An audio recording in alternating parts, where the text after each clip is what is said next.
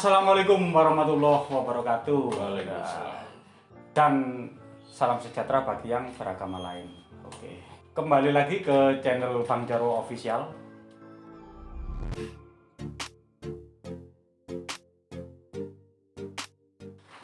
Baik teman-teman, pada kesempatan kali ini saya akan membahas tentang masalah bagaimana cara ataupun solusi masalah hutang piutang, khususnya bagi kita atau teman-teman yang posisinya itu sebagai pihak yang punya uang nih ya.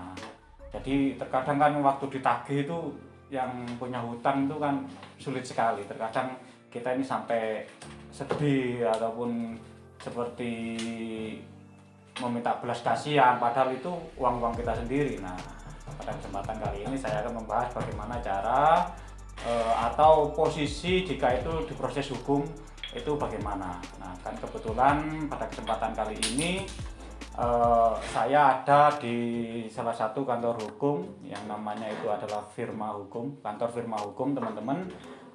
Mungkin dari lawyernya nih ada solusi-solusi ataupun cara-cara untuk mengatasi hal tersebut. Oke, langsung saja saya perkenalkan. Di samping saya sudah hadir advokat Anang Jatmiko atau yang biasa dipanggil dengan Bang Miko Lawyer ya Bang ya. Siap. Gimana Bang Miko, kabarnya gimana? Terima kasih Bang Jarwo. Kabar saya ini alhamdulillah sehat walafiat. Semua berkat doa Bang Jarwo, sekeluarga dan rekan-rekan sekalian. Ya, terima kasih sebelumnya kami kedatangan tamu ini. Saya Mantap. kedatangan tamu Bang Jarwo Official yang juga terkenal juga Bang Jarwo Klinik Hukum. Iya, amin nanti ke depannya. Ya.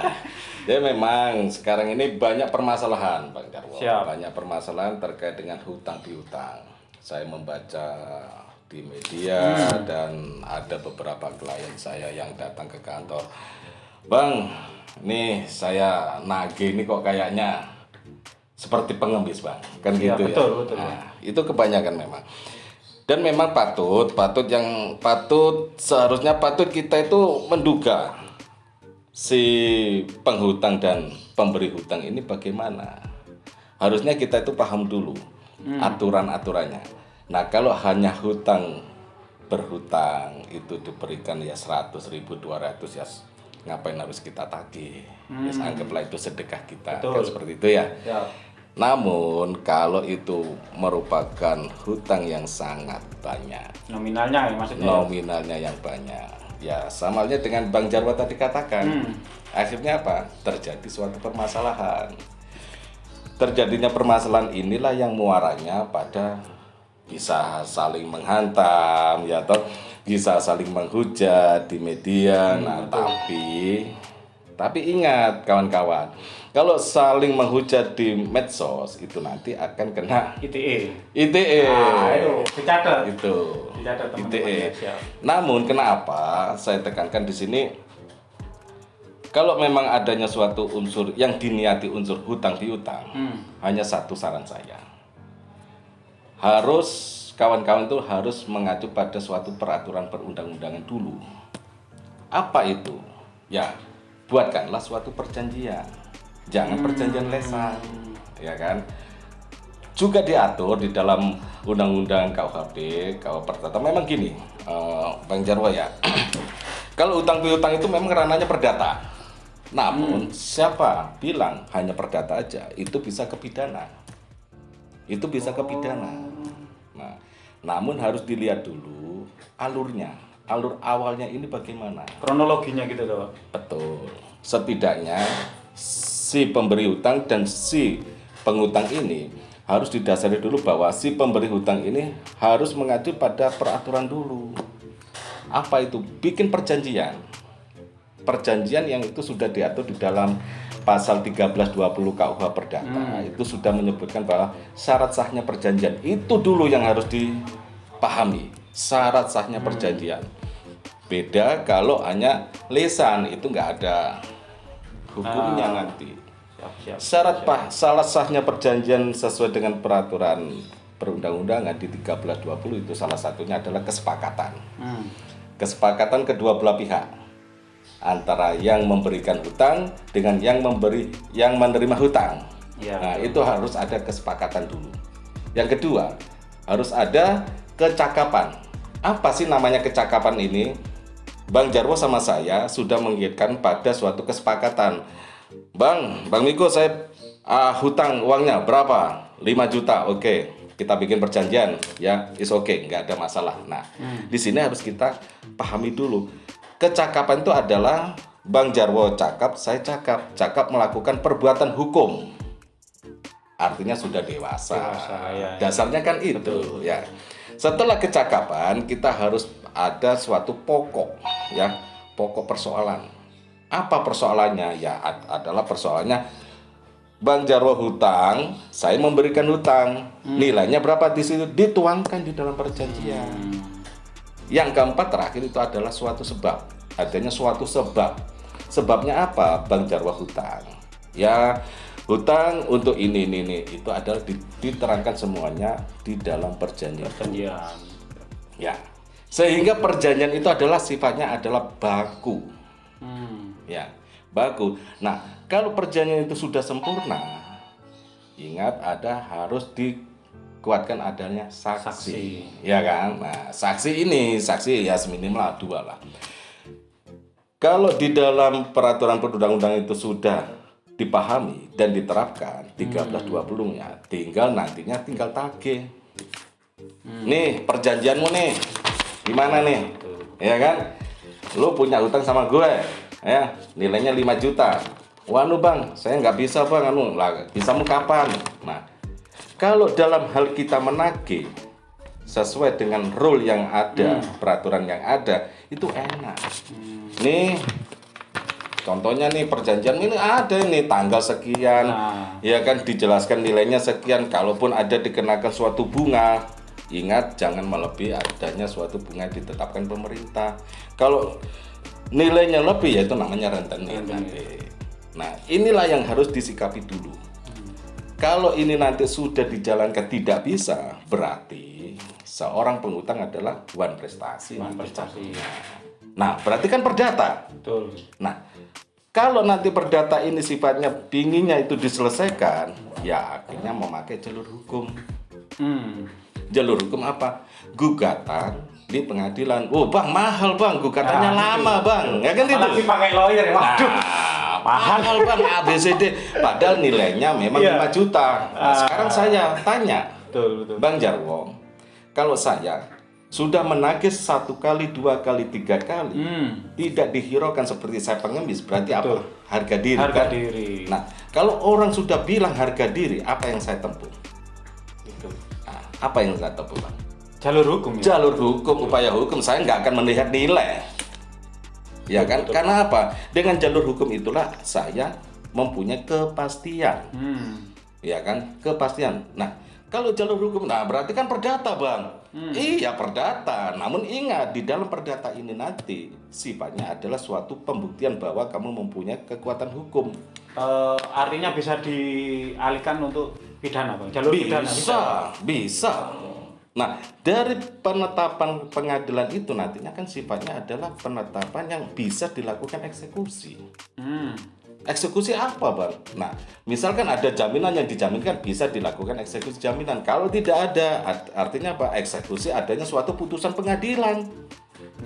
Berdasarkan putusan pengadilan. Berdasarkan putusan pengadilan. Kalau berdasarkan putusan pengadilan ini dihiraukan, ya kan tinggal masuk ke pidananya. Saya laporkan. Nih, Polres.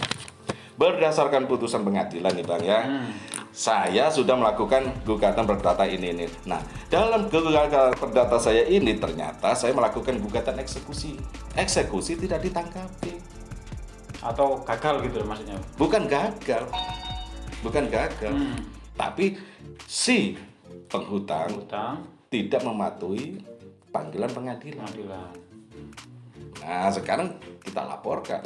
Siapa yang bilang tidak bisa? Akhirnya apa? Bentuk-bentuk inilah yang akan dinamakan suatu penggelapan. Bang, saya tanya lagi deh, Bang. Gugatannya ini mahal, Bang, lama? Enggak. Ada peraturan Mahkamah Agung nomor 4 ya tahun 2019. Siap. Ada peraturan Mahkamah Agung nomor 4 tahun 2019 itu tentang perubahan peraturan Mahkamah Agung nomor 2 tahun 2015. Iya. Apa itu? Gugatan sederhana. GS yang Ya, istilah GS, gitu. betul. GS itu masanya hanya 30 hari. Masa kerja. Masa sidangnya. Sidang. Iya. Biayanya sangat murah. Terjangkau ya bagi. Terjangkau kalau gugatannya itu ya itu ada pembatasan nilai.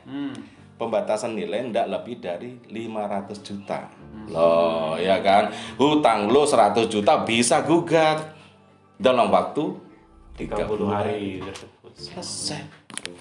Apanya yang enggak? Ini negara hukum sekarang ini. Kalau memakai jasa-jasa yang upload medsos tanpa ada suatu bentuk perjanjian atau ada yang mendasari ini, nanti takutnya kepada ITE.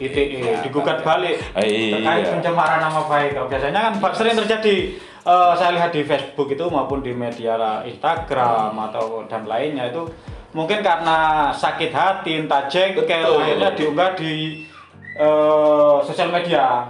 Satu contoh Facebook nih, teman-teman bagi yang tahu ini fotonya dipajang tuh bang. Itu salah. Ais, kalau ada yang kenal suruh hubungi saya Nggak boleh. karena mempunyai hutang segini-gini lah. Tidak boleh. Nggak boleh, bahaya, ya. Seandainya saya di posisi seseorang yang mau memakai jalur untuk Pak, saya butuh keadilan lah.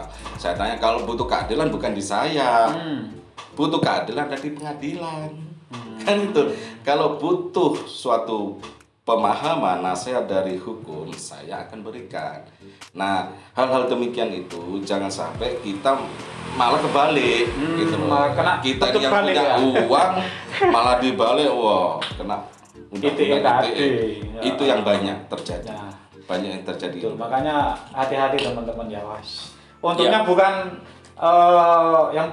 istilahnya yang punya hutang nih, untungnya bukan orang-orang yang paham tentang hukum ya khususnya. Betul. Kalau dia paham tentang hukum bisa dituntut balik. Kalau nanti ada pencampuran orang yang entah dari si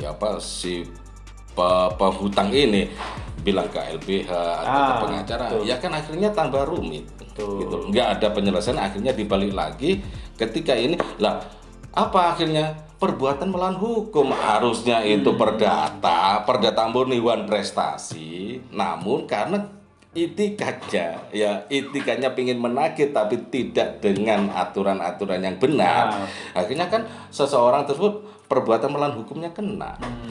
Ya itu kan? kalau benar-benar murni hutang, endingnya wan prestasi gitu ya, Bang Miko ya.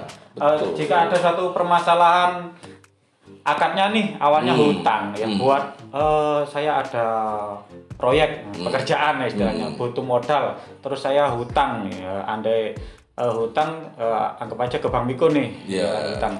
Ternyata proyek ini hanya modus saja Bang Miko, iya kan? Nah itu lebih langsung bisa diarahkan penipuan atau gimana Bang? Jadi makanya gini, kalau memang sifatnya itu melakukan akad ya, kesepakatan awal itu, memang kalau kita kedua belah pihak merupakan suatu kesepakatan untuk saling mengikatkan diri dalam suatu tindakan hukum, itu kan tinggal kita lihat. Kalau dia menjanjikan, ya kan, menjanjikan adanya suatu pekerjaan, adanya suatu proyek, saya pinjam.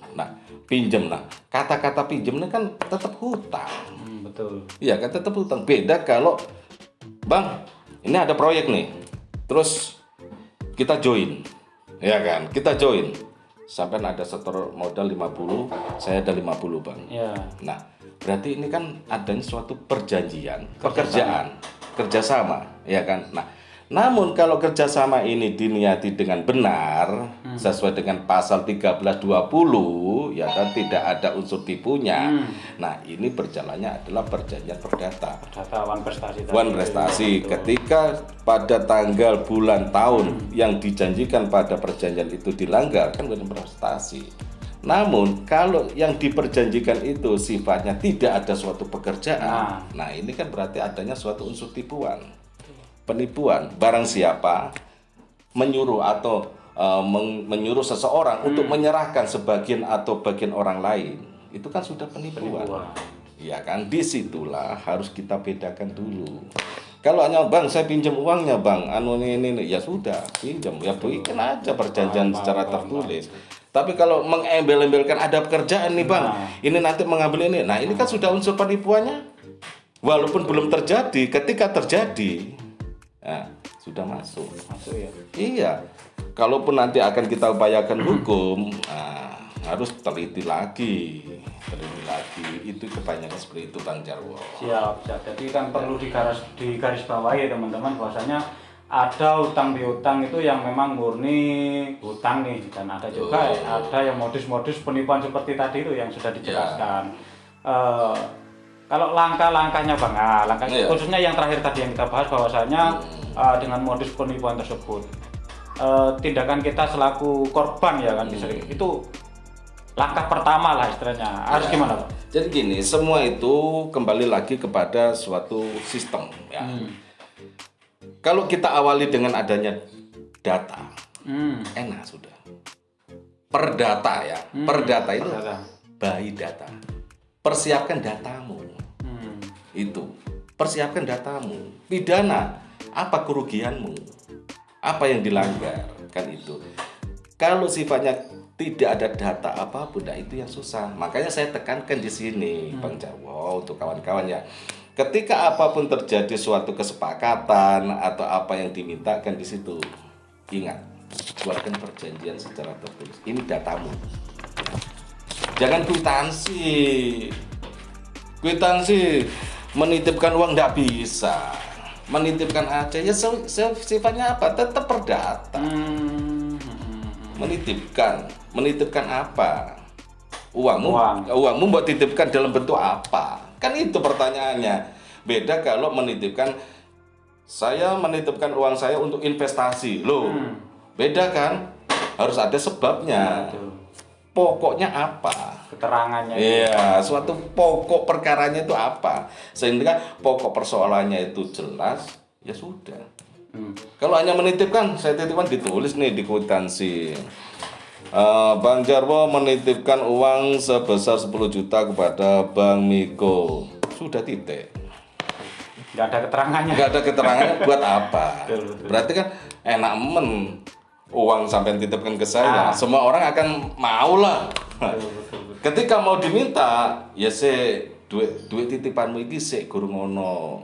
Loh, ya apa? Ya kan nggak ada keterangannya semua. Tanggal berapa sampean ambil ya kan, kalau sifatnya kwitansi ya kan sifatnya hanya penerima dan pemberi. Kalau perjanjian kan jelas diurai semuanya di situ. Itu utama, baik 5 juta, 10 juta, 50, buatkan suatu perjanjian yang sudah diatur di dalam pasal 1320 KUH Perdata. Itu sudah jelas syarat sahnya perjanjian yang meliputi ada 4 itu tadi. Ya, kesepakatan nih, kecakapan nih, ya kan, suatu pokok permasalahan, ya kan. Yang keempat adalah suatu sebab. Sebabnya opo awak dewi terjadi gini nih? Sebabnya karena si pemberi dan si penerima utang itu adalah sebabnya untuk apa?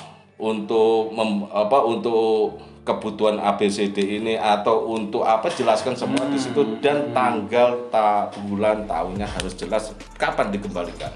Oke, baiklah. Mungkin kalau sudah ada surat perjanjian, mungkin masih bisa enak lah Bang. Masih Enak, betul. Cuma bagaimana kalau utang piutang itu sudah terjadi, apalagi nominalnya besar, tapi tidak ada perjanjiannya tertulis. Nah, ini gimana gampang itu Bang solusinya? Gampang itu. Ikuti terus channelnya Bang Jarwo Klinik Hukum. Nanti akan ada trik-trik yang untuk memberikan sesuatu yang berharga buat si pemberi hutang. Intinya gini teman, maksudnya yang disampaikan, jika ada yang ingin mau disampaikan atau mau mengadu ke khususnya di channel saya maupun ke Bang Miko nih, nanti di kolom deskripsi akan saya tampilkan juga nomor Bang Miko bagi teman-teman yang ingin langsung berkonsultasi dengan Bang Miko, begitu Bang ya? Siap Bang Jarwo. Siap. Ingin jelasnya ataupun lebih detailnya bisa main ataupun mampir nih di kantor hukumnya Bang Di Wiko. Lawang View. Di Lawang View, Ya. Kabupaten Malang, Kecamatan Lawang, teman-teman. Selain di Malang, di mana lagi, Bang? Ada di Tuban. Tuban. Ya, Tuban sama sini aja sih. Kalau yang di Jember itu, Bang? Jember itu hanya sifatnya posko aja. Oh, posko. Ya, posko aja. Jadi kalau yang sering kali kita di Tuban sama di Lawang View. Kantor kita di Lawang View, Blok B nomor 2. Siap. Itu Bang Jarwo. Oke, dicatat teman-teman. Oke. Baik, terima kasih. Siap, terima Bang kasih. Wiko Lawyer ya, dari kantor firma hukum Ya. sudah meluangkan waktu berbagi ilmu, edukasi agar kita juga tidak terjebak ya di dalam satu permasalahan utang piutang khususnya. Terima kasih Bang Wiko dan semoga sehat selalu, lancar Sama-sama, rezekinya, Bang Jarwo. Amin. semakin maju kantor hukumnya. Amin. Oke, terima kasih teman-teman. Sampai berjumpa lagi. Assalamualaikum warahmatullahi wabarakatuh. Waalaikumsalam warahmatullahi Iya. Jangan lupa like, subscribe, dan loncengnya.